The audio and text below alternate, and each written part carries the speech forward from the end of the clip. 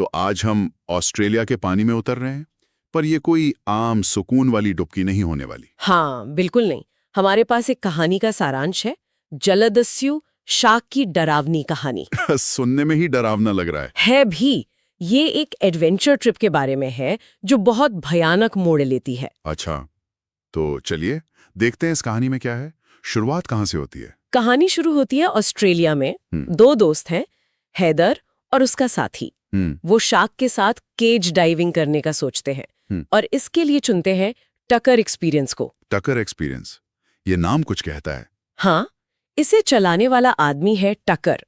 और दिलचस्प बात यह है कि वो खुद बचपन में एक शार्क के हमले से बच चुका है। अरे, मतलब जिसके साथ हादसा हुआ वही ये काम करवा रहा है? हाँ, उसके शरीर पर निशान भी हैं उस हमले के। ये थोड़ा अजीब है। क्या ये दिखाता है कि उसे डर नहीं लगता या कुछ और, मतलब कोई और ही भावना है? बिल्कुल, ये सवाल तो उठता ही है और कहानी आगे बढ़ने पर इसका जवाब थोड़ा मिलता भी है। अच्छा, कैसे? तो शुरुआत में सब नॉर्मल लगता है। टकर उनको ज्ञान देता है कि शार्क्स खामखा हमला नहीं करती। हाँ, जो गाइड लोग अक्सर कहते हैं। बिल्कुल। वो लोग केज डाइविंग करते हैं, शार्क को बिल्कुल पास से देखते हैं। बहुत रोमांचक लगता है सब कुछ। फिर? लेकिन जैसे ही वो लोग वापस नाव पर आते हैं तभी कुछ होता है। असली कहानी अब शुरू होती है। हाँ, अचानक टकर बदल जाता है। वो हैदर के दोस्त पर चाकू से हमला करता है। क्या? हाँ, और उसे घायल करके पानी में फेंक देता है और हैदर को उसे बंधक बना लेता है। ओह, ये तो बहुत शॉकिंग है। मतलब टकर का वो पूरा शार्क वाला व्यक्तित्व सब धोखा था। बिल्कुल, एक मुखौटा था। अब कहानी का फोकस शिफ्ट होता है। किस पर?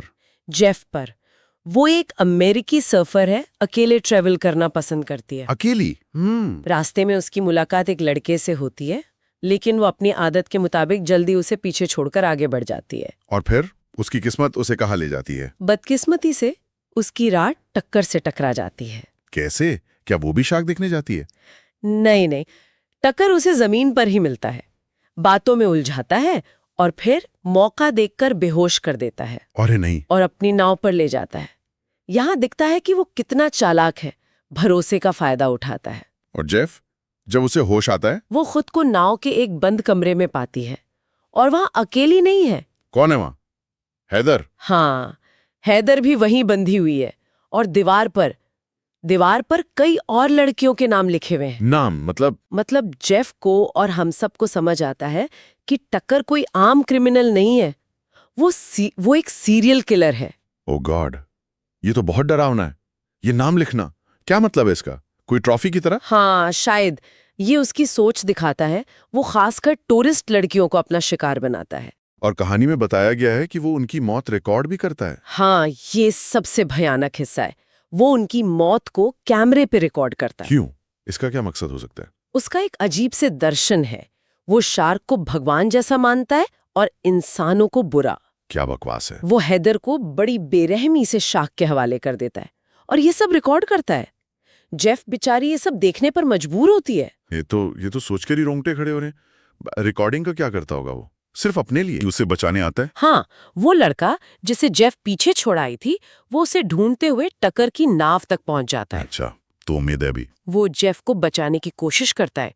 उसके साथ एक और साथी भी होता है, पर टकर उन दोनों को मार देता है। अरे नहीं, सारी उम्मीद खत्म। हाँ, जेफ फिर अकेली पड़ जाती है। फिर क्या वो हिम्मत हार जाती है? बिल्कुल नहीं, जेफ बहुत बहादुर है। वो कई बार भागने की कोशिश करती है। अच्छा। हाँ, एक बार तो वो टक्कर से भिड़ जाती है, उसे घायल भी कर देती है। नाव चलाने की कोशिश करती है। फिर क्या हुआ? लेकिन टक्कर चालाक है, वो सिस्टम बंद कर देता है। आखिर में जेफ के पास कोई चारा नहीं बचता और वो पानी में कूद जाती है। पानी में? शार्क वाले पानी में? हाँ, पास के द्वीप तक तैरकर जाने की उम्मीद में। उसकी हिम्मत देखिए। लेकिन टक्कर उसका पीछा थोड़ी छोड़ेगा। नहीं छोड़ता, वो उसे फिर पकड़ लेता है। और अब आता है कहानी का क्लाइमैक्स, फाइनल टकराव। हाँ, टक्कर जेफ को एक बड़ी सफेद शार्क के सामने फेंकने की कोशिश करता है। और यहाँ एक और बात है। क्या? उस शार्क पर भी एक पुराना निशान है, जैसे किसी ने उस पर हमला किया हो, शायद इंसानों ने। ओहो, मतलब शार्क भी यहाँ एक तरह से विक्टिम है। अजीब है। तो फिर क्या होता है? जेफ हार नहीं मानती। वो पास पड़े एक भाले से खुद को छुड़ाती है और पलटकर टक्कर पर ही हमला कर देती है। वाह! टक्कर पानी में गिर जाता है और वही बड़ी सफेद शार्क जिस पर खुद निशान थे वो टकर को अपना शिकार बना लेती है। क्या अंत है, मतलब इसे कहते हैं काव्यात्मक न्याय। बिल्कुल, शार्क ने अपना बदला ले लिया एक तरह से। हाँ, तो जेफ बच गई। और वो लड़का जो बचाने आया था? टकर ने उसे मारा नहीं था, सिर्फ घायल किया था। जेफ उसे ढूंढती है, फिर वो पास से गुजर रही एक नाव को इशारा करके मदद बुलाती है। और दोनों बच जाते हैं? हाँ, दोनों बच जाते हैं। जेफ का सफर बहुत भयानक था, लेकिन उसकी हिम्मत कमाल की थी। वाकई। कहानी तो खत्म हो गई, पर सोचने के लिए बहुत कुछ छोड़ गई। हाँ, ये दिखाती है कि कैसे इंसान का चोला पहने कोई शिकारी समंदर के किसी खूंखार जानवर से भी ज्यादा खतरनाक हो सकता है। सही कहा। और ये सवाल भी मन में आता है कि असली खतरा कहाँ है, समंदर की गहराइयों में या इंसान के अपने मन के अंधेरों में। बिल्कुल, और जिस तरह शार्क को भी कहानी में कहीं ना कहीं एक पीड़ित की तरह दिखाया गया है उस निशान के जरिए, और इंसान मतलब टकर वो क्रूरता की सारी हदें पार कर देता है। तो ये सिर्फ एक डरावनी कहानी नहीं है, ये प्रकृति और इंसानियत के बीच के जटिल और कभी-कभी बहुत ही डरावने रिश्ते पर भी एक तरह की टिप्पणी है। हाँ, तो असली जलदस्यु कौन है, शार्क या टकर जैसा इंसान? ये सवाल शायद सुनने वालों को भी सोचने पर मजबूर करेगा।